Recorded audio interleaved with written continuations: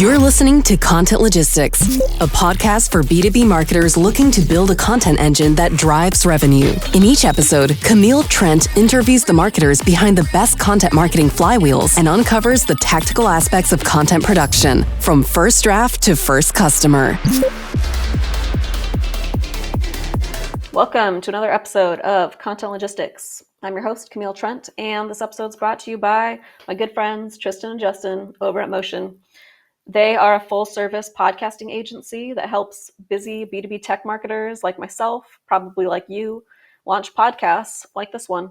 So if you are looking to launch a podcast or level up your existing podcast, you need help with the strategy, or you need help with the production, the back end, pushing it to different sites so people actually listen to it, they can help with all of that.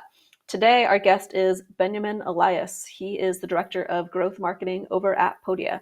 I wanted to bring him on to walk through the logistics of turning one marketing contest into 130 approved, usable UGC content, in addition to lots of other benefits. So let's do this. Benjamin, thank you for coming on. Last we talked, you were telling me about just transitioning from Director of Content to Director of Growth, and then some of the things that helped you in this new role, and thinking about analytics, thinking about content, marrying those things together to kind of like come up with this last campaign, but also just to think bigger.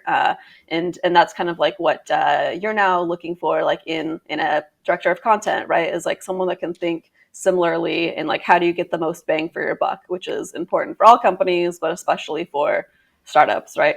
There's a lot of, I think, who's listening to the show. So I thought we'd kick off by you talking a little bit about your background in content marketing and kind of your like recent transition into growth marketing. Yeah, totally. So I came up through content marketing, as you've mentioned. I started on the agency side, which is, many folks have great careers in agencies, and it was not for me, but I did get to see a good range of different types of content. So we would do what I would think of as traditional search optimized content, but then also work on the brochures, the press releases, PR stuff, like all that kind of stuff, the full range of things.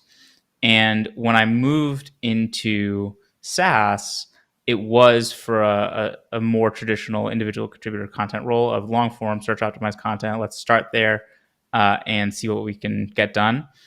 And over time, as we started to see success with that, more and more stuff came into the content operation. So we grew, in my time at ActiveCampaign, we grew from 8,000 organic visitors a month to our blog to over 250,000. And around the 120 mark is when stuff started to come in. So I picked up our video team and multimedia content. I had PR for a little bit. I had community for a while, social media. I've managed our site team for a minute, SEO, a little bit of our product marketing as it related to in-app templates, and a little bit of our lifecycle onboarding, but an important part as it came to activating our trial users. And that really gave me a look at a lot of different areas of marketing. And I'm even missing some. Like I was working on paid forecasts at one point. I did all kinds of stuff over there. What that really gave me an appreciation for is that marketing is going to be more effective when all of the pieces are pulling in the same direction. So when I made the jump over to Podia, and really the transition to growth marketing in general, it was to focus on that. How can we create things that are bigger than the sum of their parts? We can make search optimized content in a corner over here, or be a media company or some other form of content first or content specific marketing. But how is that interacting with our paid? How is that interacting with our life cycle, our affiliates, our partnerships, everything else that's going on?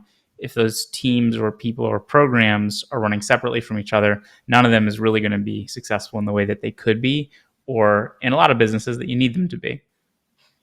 Yeah. The thing. I was gonna say, like the thing that makes me think of is like the cross-disciplinary, like just nature of it, right? Mm-hmm. And so like we've kind of become like so specialized in marketing that it's like you can have a product marketing team that never talks to content, that never talks to growth, right? And so it seems like part of what you're trying to do is bridge all of that, right? Like how can we make like the entire marketing team happy and like all be kind of like working on the same thing, or at least in the same direction.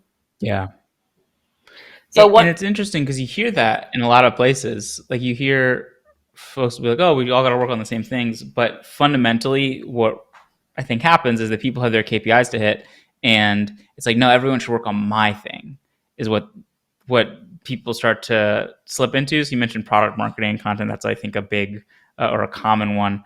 It's like, oh, we got this product launch content. Get us some stuff. It's like that's not how it works. Or product marketing does some things. So the content is like, wait, could we have been involved there? Like, I don't really love how that turned out. And what I'm really working on here at Podia, and generally what I'll do in, I think, any role that I take, is go the other way. Instead of having individual teams be like, all right, my thing, start with what's the big thing, and then how does that contribute to the objectives of the individual teams. And that's, I think, a lot of the example that we're going to talk through today also. Yeah, I was going to say that's a perfect segue. So, so at Podia, you were able to launch a contest this year that I'll let you talk about, but it was able to produce, I think, 130 pieces of UGC content. And so I think a lot of, especially startup businesses are looking for like, how do we sort of like outsource the content, or how do we like make content that's better and easier? And UGC content is kind of that, right? It's like your customers. It works as like customer stories. It works as just like explainer content. It kind of like checks a lot of boxes. So yeah, tell me about the problem that like Podia was looking to solve originally when you came in. And like if there was alignment, across like the marketing team, or maybe across like the executive team, like on those goals.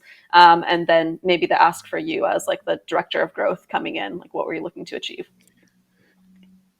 Yeah, it's sort of all of it. So Podia is investing in marketing in a like serious way for the first time. So there's been a content team for a while, and the content team has worked on the search optimized long form content. That's super valuable as you're ramping up, especially when you have a low customer count. You're trying to just get folks in the door. But now with over 10,000 customers, it's less meaningful to say, okay, we are linearly going to add this much traffic or this many users via content. Like we're starting to hit that hockey stick, and we need to invest in things. They're going to keep getting us that exponential growth. And that is sort of my job in general. It's like it's not like it's okay, boost acquisition or improve churn or like any specific thing like that. It's no, we're trying to get to this hockey stick growth. We're trying to be the creator platform in the market.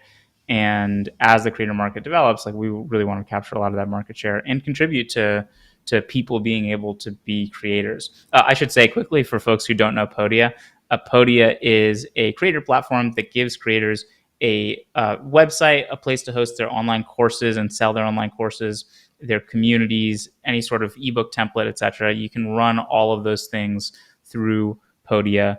Our customers tend to be individual entrepreneurs who are in business for themselves, or maybe they have a VA, and it's a mix of people doing it full time, doing it part time, and side hustles, right? Like there are a lot of folks on Podia who are spinning something up for the first time, and we want to make that more accessible to people by, again, being more successful in the market.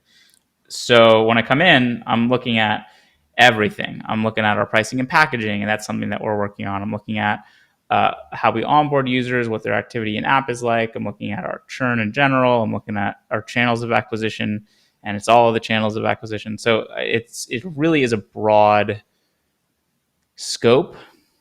And what I think is easy to do, but it's hard to do in a small team, is say, okay, I'm going to look at this part of the funnel here, and it's whatever it is. It's our conversion rate to free trial on our website. And let me start optimizing this thing over here. That can work in some large orgs, and especially as an org gets larger, they will hire specialists who are like really good at specific types of optimization or specific channels or things like that. In a small company, like if I focus on trials exclusively, or that specific, not even trials, our visitor to trial conversion rate, a lot of other stuff is going to slip, right? Like I can't really put a ton of time into that. I can't really be A/B testing a bunch of stuff and all the traffic for that. So I have to think of something else. I have to think of an overarching approach that serves the individual channels. I have to think of how can I do something that is going to be valuable to Podia in the market, that's going to really get people's attention, make Podia memorable to them, and if ideally have them do something with Podia, like take an action, and have that something feed into the other channels that we're working on, feed into the new user activation or the content strategy or all these other things. So that's where this particular activation came from. And it's where they all sort of come from. It's like, okay, well, we're working on launching a community because that has a broad, we did that. We were working on that in February, just before this launch, actually. And that has broad implications across a lot of areas of Podia's marketing. It has implications for our support. Hopefully there's some support deflection there.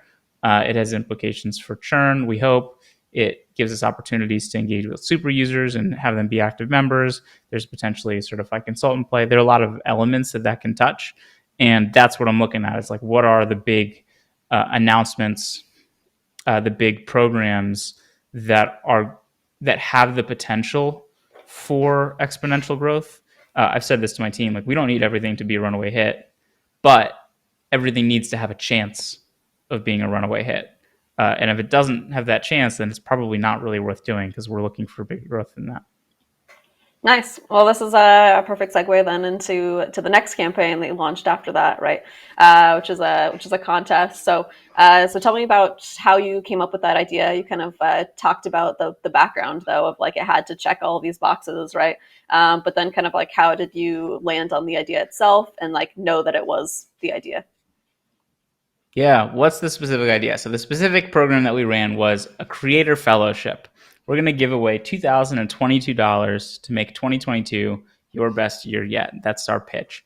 And that came about because we know that creators are self-funded almost entirely. They're self-funded. They put the initial money into their business from their own pockets. After their business is starting to get off the ground, they're reinvesting funds from what they've earned. They're probably not breaking even for quite a while, depending on where they're starting from. And $2,000 is a lot of money for someone in that position. There's a lot of stuff. Everyone has a wish list of what they would do with the money. As we saw, we'll get to that in a second, but we saw quite a few interesting things that people would do with those funds. And we knew that this would be a compelling offer. It's also the kind of thing where, like, you see some folks, TikTok has the creator fund, or there are other things that companies that have large funds like that, or give away really big grand prizes. And this felt a lot more personal, right? $2,000, I can actually win that. That's a reasonable amount for me to win. And it's something that we have since repeated. We've run a second fellowship. We will probably keep doing it in the future. It is a meaningful amount of money that feels like someone has a chance to actually get. Why 2022? We wanted to attach some additional meaning to the number, and that was sort of fun and a little bit easier to remember. So the program itself. Oh, and then of course, like, what makes a good program is always the offer. The offer is the number one thing. You can do all sorts of hype, but if the offer is not something that people want, it's just not going to get there. Just not going to do what you need it to. And money is something that most people want. So that was a pretty easy one. Like, oh, hey, free money is not the hardest pitch. So what does this actual program look like? So we announced the fellowship about 2 weeks after we opened our customer community.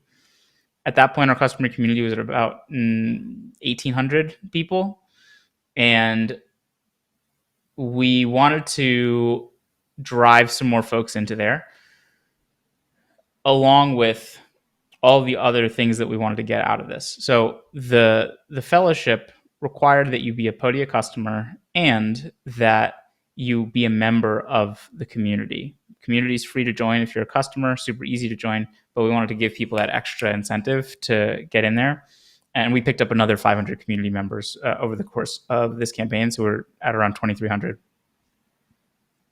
People, when they applied to the fellowship, submitted a 25-minute application. We had 945 people apply, and they answered questions like, how many years of experience do I have as a creator? What's my monthly revenue? How many products do I have?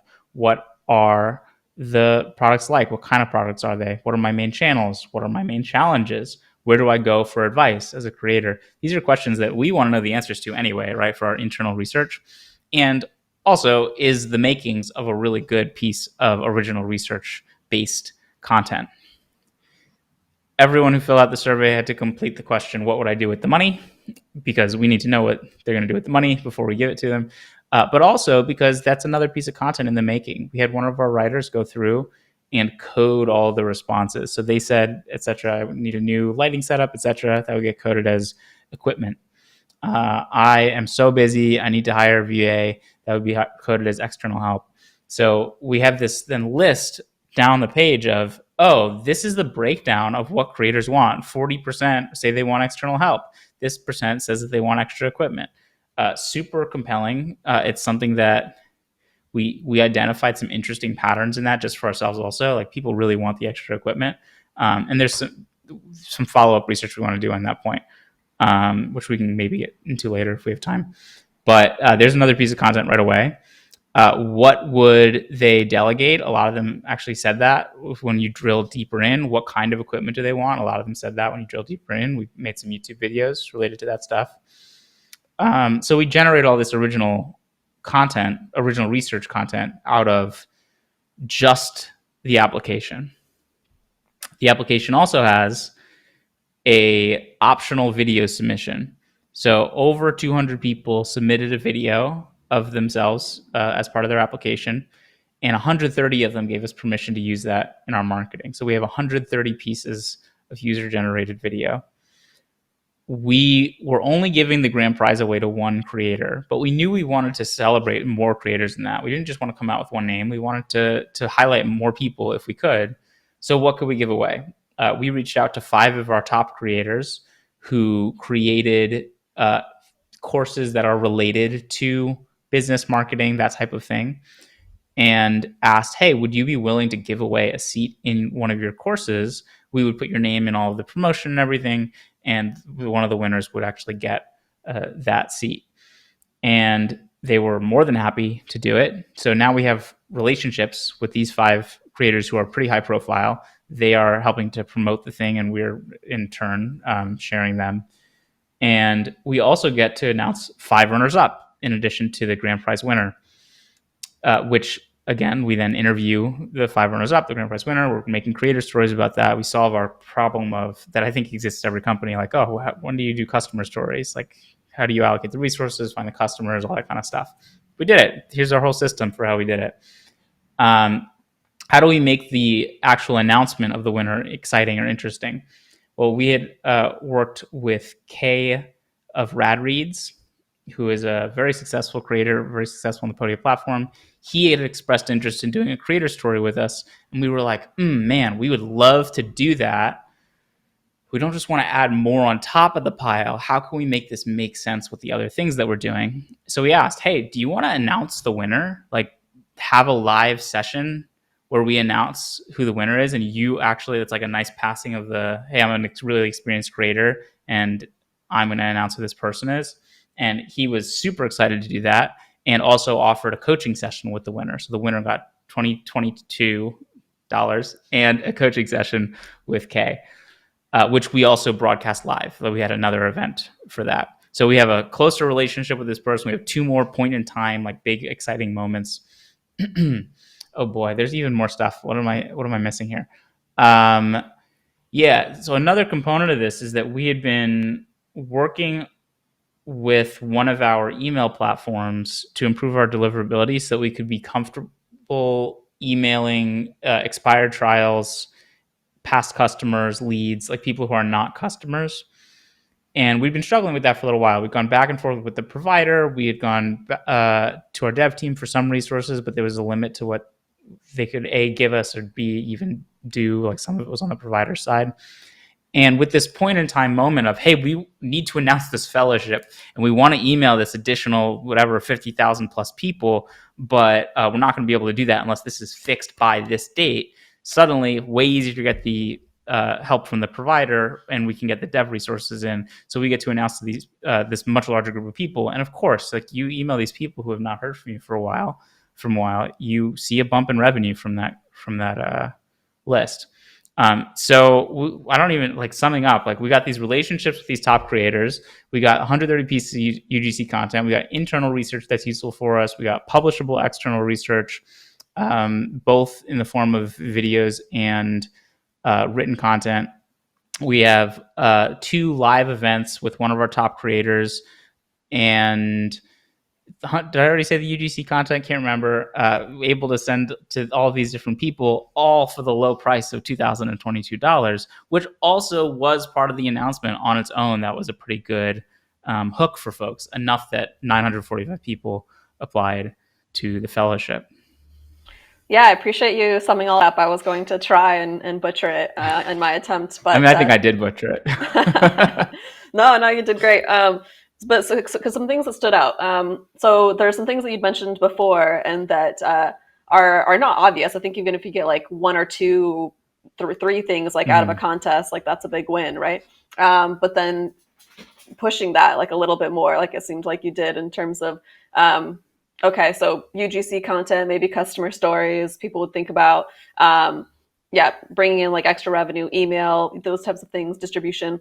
But then the influencer play like is like really interesting too, of like, how do we, again, like turn this into a machine by leveraging like the top creators who everyone else wants to be, by the way, like they'd like to get to that stage that they're at, and like have them kind of deliver the message, both in terms of like the winner, and then also like, this is what's possible with this platform. And again, like that is just a customer story in and of itself. So I think there's like a lot of like smart nuances to this for people to think about, as well as just like, whatever you're thinking, like even bigger than that, right? Before you jump into it, because it's easy to be like, we're already behind, like let's just launch something too. And it's and this is the hard thing about marketing, because it's always both, right? It's like, it's always like speed, like, and having like a big impactful like campaign. Like, how do you have both of those things together? So the things that listen back to the details of this, anyone who's listening, so that you can jot those down. But questions on like, to dive deeper into like the nitty gritty details. So timing, and this is kind of like a stage thing of like, at what stage of company should you think about this type of approach to marketing? Like going back to the very beginning of this episode of thinking big for everything that you do, but you also already had like a nice foundation in terms of SEO. So do you think that you need that, like to begin with? Do you think you need like a decent foundation of like sort of repeatable revenue coming in to be able to do this kind of marketing? Or is this something that people should start doing earlier? I think the nature of it is going to change depending on what stage you're at. I am a big advocate of this approach to marketing at every stage, but I think it does change a little bit. So like very early on, like one of the things that was successful about this is we had 900 people apply in 6 days, right? The application window was only open for 6 days. And you can't do that unless you have a pretty substantial list of folks already. So for us, the original genesis of this was, hey, we want to drive more of our customers into our community, and then wait, how can we pile on all this other stuff into this moment? So we did drive, again, another 500 customers into the community, but it was starting from, we want to use the base of customers that we have to spread outside of those people. Like, we're going to do something really exciting that gets people talking about us.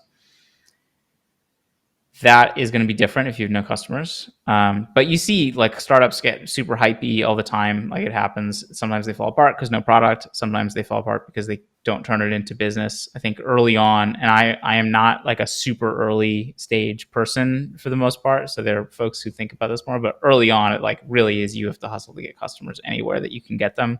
And that's going to mean one-on-one conversations, outreach, all that kind of stuff. But, you know, having that, your outreach, your conversations, your stunts or whatever that you do be attention grabbing and interesting, and ideally serving more than one purpose is great. But your purpose early on is I need customers right now. Right. So you At might a have super similar. large, Okay. yeah. I was going to say you might have Well, like at this, similar tactics, but the reason that you're doing it is different. and the tactic is going to be a little different as a result. Like you're not gonna, if you need to reach new people, you're not going to choose an approach that requires an application, right? Like that'd be a weird thing to do because maybe you'll apply, but I don't know if anyone else will. At a super large stage, like I think that changes also. Like if Shopify wants to do something, they have a ton of resources to do it with, but the magnitude of it has to be even bigger. They are probably going to have, and I know for a fact that they have their individual teams running their channel performance in addition to whatever large thing that they do. So that's a little bit different from that perspective, because for them, the incremental benefit to the channels, like they have the resources to invest in that, and you can't keep growing 100% year over year when you're Shopify size. So that incremental investment still makes a lot of sense for them. I would say like it's less common than I think it should be, because you are aligning a team around one goal. We didn't go into the fellowship knowing all of the pieces that would come out of it. We knew some things, and we were always looking for the opportunity to add more in a way that made sense. Like Kay said that he wanted to do a creator story with us, like maybe 4 days before we launched the fellowship, and we were like, whoa, wait, opportunity. Like we want to do this, but we don't just want to have it be and then something on the side. Let's find a way to roll it in. And that idea of let's find a way to roll it in is super powerful, because it stops people from going like, oh, not my job, not my KPI. No, the big thing is the job, and the channels are an expression of the marketing. They're not the marketing itself. I've said this to folks before, like no one cares how good your blog traffic is if your revenue is not going up. So you have to make sure that something you are doing is targeting that revenue growth. You have to be able to one, actually influence revenue, and then two, tell the story of how you're influencing revenue. And the blog traffic is valuable. I'm not going to say it's not. I just used it as a one of my bona fides earlier on, but it can't be the thing. It has to be an expression of the thing. Yeah, I think that's an important distinction of making sure that you're doing the right activities, because again, it's really easy to just do activities and feel like you're not doing enough activities. When in reality, you could have one thing like this, for the quarter or the month, and have that be the thing, and it's unconventional. But if it brings in like the results at the end of the day, if you're talking to the CEO, that's the thing that he cares about. So that's probably what we should be working on. Okay, go ahead. There's another. You actually just said we've traditionally used our brand handles for a lot of this stuff on social, and for this one, we also use it as an opportunity to have the announcement come from our CEO's personal account. I mean, everything we would ghostwrite for him, and then he puts a flair on it because he's pretty involved. Not every executive is, but he is, which is great. And that's another, like, it's one of those small things that what's the impact of that? Externally, I'm not sure. It's probably a little better to have that come from a person than it is to have it come from a brand handle. But internally, he now sees and gets a notification for every positive thing that people are saying in relation to his tweet. We get all the retweets and everything, and all the excitement is going to the CEO personally. And that means something above what the direct numbers are. So it's another little way of like, how do you get the buy-in for your stuff? Like, make the person who you're trying to get buy-in from feel the impact of what you're doing. Yeah, like knowing, like having just the end in mind, right? Like it's what it comes down to, right? And like knowing who you're trying to impress and why. Okay, distribution was like another one I wanted to dig into. So how did you? We talked about this a little bit, but how did you promote the campaign? But then especially like how are you using all that content? You talked about like all the content that you are getting for it, and you can potentially like use as stories. But like how does that actually like work? In the real world? So there are a few fun things with this. So distribution, one, I mentioned we already worked with some of these influencers, some of the most successful creators on the platform. That's distribution that we wouldn't have had otherwise. We unlocked a larger group of our email list to work with, although a lot of companies will have that already in place. I mean, some don't. Like, it's a lower percentage than you might expect. And then the other piece of it is, like, it's an ongoing campaign. It's a lot easier for people to pay attention to. So if we had just published our creator story with Kay, what do we do with it? Do we email it? I don't know. Like, email is valuable real estate. It's hard to put one-off pieces of content into an email. But when Kay is going to be announcing the winner of the fellowship, which is something that everyone who applied wants to know, pretty compelling to put his creator story in the email related to that announcement, right? Like, now, anytime that we talk about Kay, whether it was for that one, for the second one, where it is the coaching session, or I have a call with him coming up in the next few weeks, like, we're going to keep doing more stuff. We now get to talk about this creator story. Way more people are going to pay attention to that. It creates this natural moment of promotion. Same thing, like, you, meaning our creators, applied to this thing, and here's what people like you said that they would do with the money. Way more compelling, right? Like, it gives us a reason to promote stuff that feels natural. It's not just something that we put in an email to people. It is, hey, you did this thing and this is what happened afterwards. It's a lot easier to get your stuff promoted to even the channels that you have. Like, this is something I think in larger organizations you'll see with their newsletters, where there's like a whole negotiation that goes into, like, who gets their thing into the newsletter this week. And there are a lot of things to think about that. One being, like, well, what's the newsletter for if it's a hodgepodge of content? And then the other is, like, is that how it should go? Shouldn't it be more about what the value of the content is? But you don't have to ever have that conversation if you're making things that are part of an ongoing campaign. This is a little out there, I guess. Alain de Botton, the philosopher, wrote a book called The News, a User Manual. And a point that he makes in this book is that the news never tells the end of a story.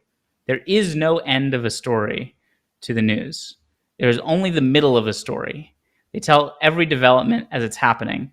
And that makes it much easier to get people to pay attention to it. Even when a story ostensibly ends, they talk about the implications of the end of it, or, like, what does that mean next for the people? Like, time keeps going on, so the story never ends. And we can take that same principle and apply it to our marketing. We have this ongoing campaign. Well, people are more likely to pay attention to it, or at least, even if they're not going to open it or read it or pay even that close attention to it, there's a better chance that it sticks in their head because, like, oh yeah, the Podia is doing that thing. That's fine. I'll take that. Some percentage of people, that's all I'm going to get from them. It's more than nothing. And 6 months from now, oh, hey, Podia's doing another thing. Maybe I should look at them. That's great. Some percentage of people are going to pay close attention and apply and be really interested and read everything. Some percentage of people are not going to care at all. And there's going to be more of those people. Like, people are busy. I need to grab every scrap of attention I can grab. Yeah, no, I like that tangent. So I'll go down that rabbit hole a little bit in terms of the news, because, like, the concept it made me think of is Ben Affleck with what is it, The Last Duel, like that movie that came out. He talked about, like, how it did not break even, and it did not even, like, it wasn't even close to breaking even because, like, we've, like, evolved or devolved, like, in a way, like, where we don't value, like, high production films anymore. And it's really hard, like, now to, one, get people to the theaters, and two, like, just the amount of money you have to spend on marketing for that to make sense. And so we've kind of moved to these, like, YouTube, like, serial, web series, like type content, or, like, low budget, like, Netflix series. And yes, like, they eventually, like, end inevitably, but as you're consuming it, as you're watching it, you don't think that way. You're just like, it's just gonna, like, keep going on forever. And so that's why I think there's been, like, this move in marketing toward, like, creating a media company, is, like, creating ongoing, like, bingeable sort of, like, content in the way that Netflix or whoever else has figured out how to do, instead of like more of like the one-offs that now like something like The Last Duel is, even though it's like high quality content. And so it's knowing your audience too, of like, does this audience exist anymore, like this type of person that is watching it, and then even if they do, like how could we turn a like high quality production thing into multiple things, and just get more out of it. If folks are interested in this topic, one of the things that really got me thinking about it this way is Edward Bernays writing, like way back, like 1920s, wrote Crystallizing Public Intent. I think Propaganda is probably the one I would go with. Before Bernays, PR was called propaganda. Like he turned it from propaganda to public relations, which is great propaganda. And he talks a lot about it. Like you'll look at this and you'll be like, wow, all of these techniques are the same as they were. The distribution channels are different. You can't rely on newspapers or radio to be the only ways that things are distributed. But fundamentally, like Johnson & Johnson made soap carving competitions. They invented that concept to sell soap, to get coverage of the competitions. Like that's how that worked in the 1920s. And you can still do that same kind of thing today. And in fact, you sort of have to in some ways because it's the only way to get attention on for stuff. Yeah, no, I'm trying not to go like too far down like this this path, but no, it's fascinating. It's cyclical and it's like the same. Like we like to like think that we're like different and like evolved, but it's just like the same thing in like a different way.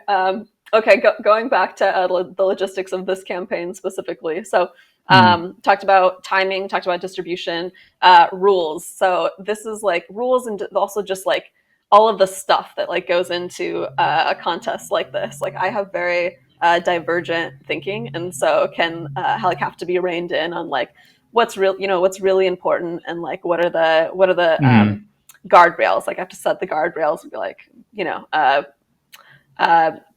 make it happen basically, instead of like continuing to add more and more things. And so where's your kind of like cutoff, like and like what were some of the guardrails, I guess, that you like had in place for this contest of like, this is what we're going to do, this is what we're not going to do? Yeah, mostly we think this is what we're going to do. And what I say to folks is, if you're trying to reach, if you come up with ideas, like we're trying to roll stuff into this big idea. Like we have the big theme, we have the big program, and I did ask folks at the beginning of the year or in December when we were doing planning, to put together like their wish lists of things for their channel. Because then you take the wish lists, and for any given campaign that you're running, you see, okay, which elements of the things that I want actually fit into the campaign. So I can be advancing the long-term success of my channel while still running a major campaign. And people do that. And sometimes you come up with tenuous connections. Like there's an idea that's like, I don't think so. Like you're saying that those two things are, I do this all the time. This is not just the team. Like you're saying that those two things are related, but you're just putting them next to each other, right? Like if this is a jigsaw puzzle, like you snipped off one of the edges to make them fit together.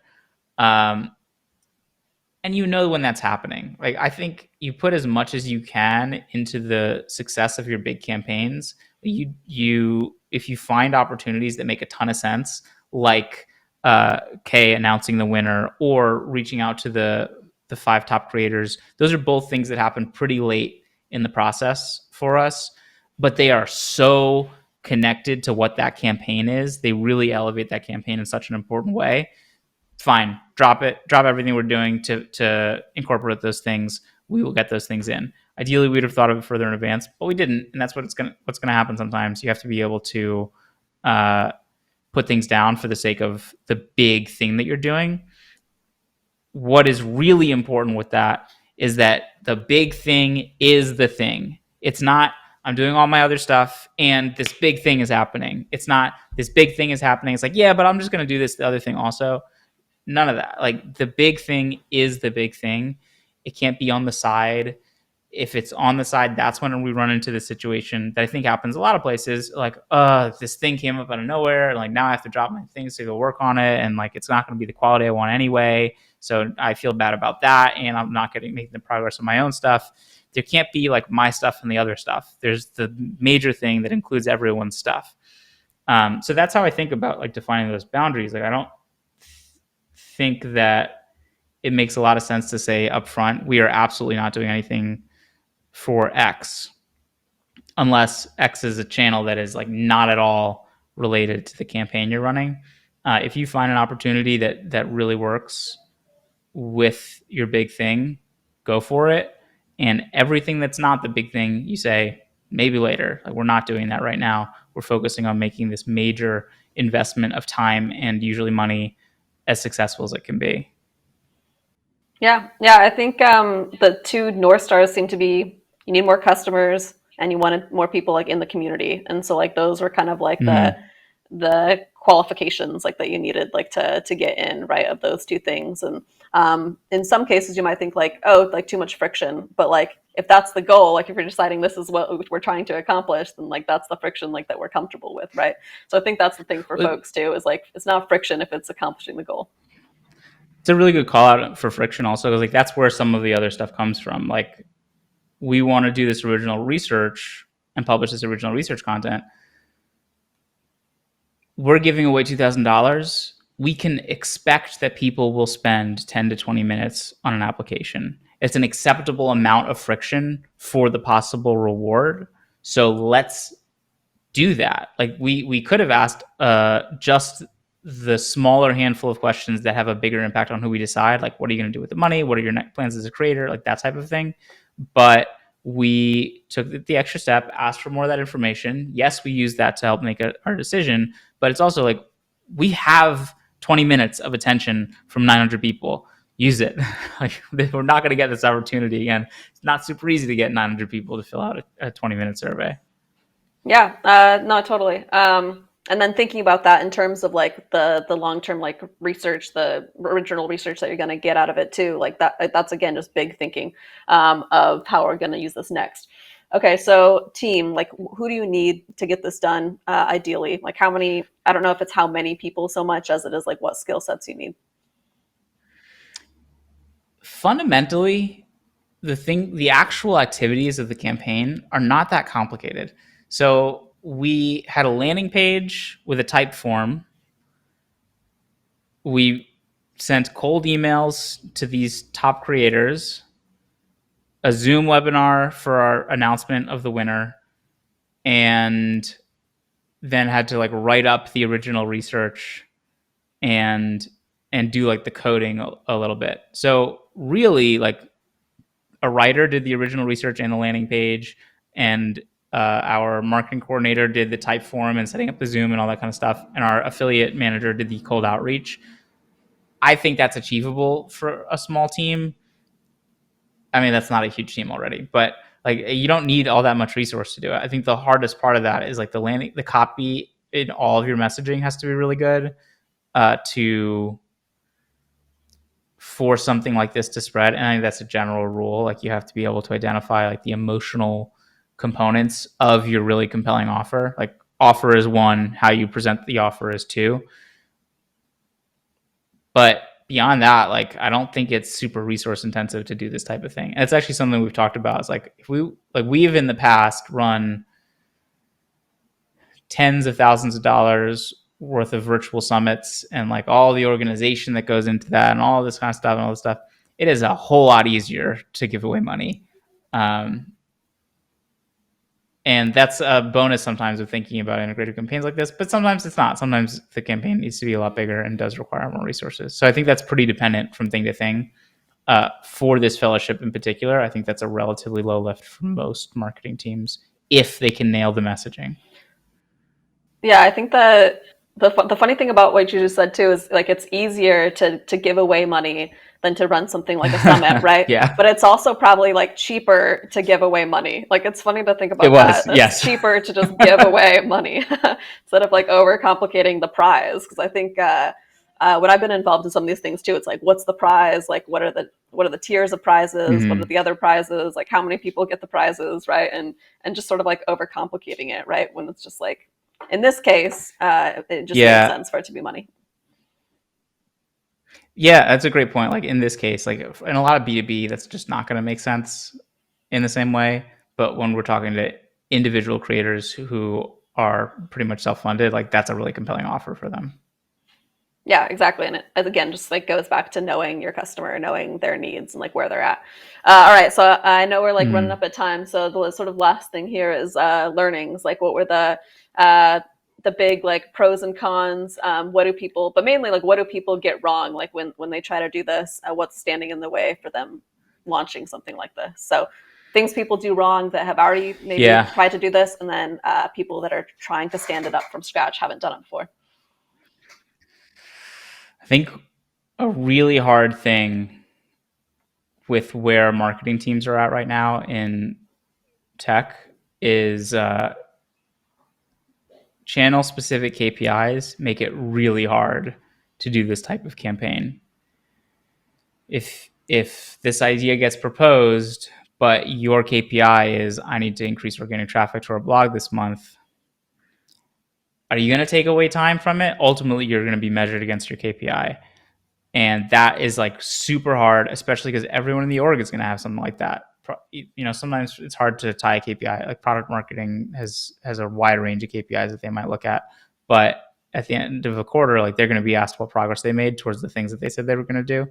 And if you don't have the leeway or a measurement structure that makes it possible to take time to do this type of stuff, it's going to be hard to do it. Like people are going to act in the way that drives their incentives, their personal incentives, probably more so than the overarching company incentive. Yeah, I think that's really the big one. When it comes to what mistakes people make when they're setting it up, some of it is getting too intense about measurement in advance. Like people will say, we need to hit this target. Say, well, you have actually no idea what the possible performance of this is. And you have to have a sense of like how big could this be, because you need to know if it's going to be valuable or not. And I said that earlier, like anything that we do needs to have the potential to be a runaway success. Not all of them have to be runaway successes, but they all have to have that opportunity. And we will hit a few through our execution, through the quality of our execution, just by having high upside. And a lot of ideas don't have high upside. So you need an idea that has high upside. But if it's really the type of idea that lends itself to a huge campaign like this, the size of that upside is you don't know what it is. You couldn't know what it is. You've never done it before. No one has ever done anything quite like it. So why are you going to tie yourself to, if I had said we want to hit 500 applicants for this, which is, I honestly thought we would only hit 350, would we have stopped at 500 instead of getting all the way to 945? If I had said 10,000, that would have been hard. Would that have changed it? Maybe, but then would we have been super disappointed with 945, even though that was really valuable for us and where we're at as a company? So I think that's a mistake that folks make. Like you can make potentially maybe there's a way to make a reasonable estimate, but a lot of the estimates are like sort of pie in the sky thinking that's going to limit what you're able to do. Even some of the stuff that we added last minute, like the work with the influencers, like the stuff with Kay, like does that stuff happen if you're working towards a narrow target? I'm not sure. Like having the narrow focus can limit your thinking sometimes. And that's what's going to kill a campaign like this, where your goal is across the portfolio of 10 things that I do this year, a handful of them have to be runaway successes versus everything needs to hit whatever this narrow number is. Yeah, and I think kind of what it comes down to is you're very like data driven, but it's also qualitative data too, and it's also just like gut at the end of the day too, right? It's like you can't know like how successful it's going to be. We haven't even run anything kind of similar to this, and so there's no baseline. And so at the end of the day, you have to be able to say, going back to your like, kind of like puzzle piece analogy, like are there enough like puzzle pieces that kind of like fit into this or things that this funnels into for it to make sense for us, and then. And then just like the lift compared to like the upside, right? And thinking about it in terms of like of just upside to this type of campaign. So I love that. Thank you for breaking this down. The last thing was basically just where can people find you? where can people find out more about Podia too? Yeah, Podia.com. That's the best place to go to take a look at our website. Podia.com/examples if you really want to see some creators who are doing really cool things with Podia. If you want to see me, Twitter @Benyamin Elias is probably the best place. I have some links in there as well. But that's where I'm most active, aside from building this thing at Podia. Thanks, Benjamin. This is awesome. I have way too many ideas now, so again, gonna like rein them in. But but yeah, this is really helpful in both like how to launch a contest, but also just how to think bigger. Yeah, super fun thing to run and super fun to talk about it. Thanks for listening to Content Logistics. This episode was produced by Motion, a done-for-you B2B podcasting agency for busy marketers. If you liked what you heard, please follow the show on Apple, Spotify, or wherever you listen to your favorite podcasts.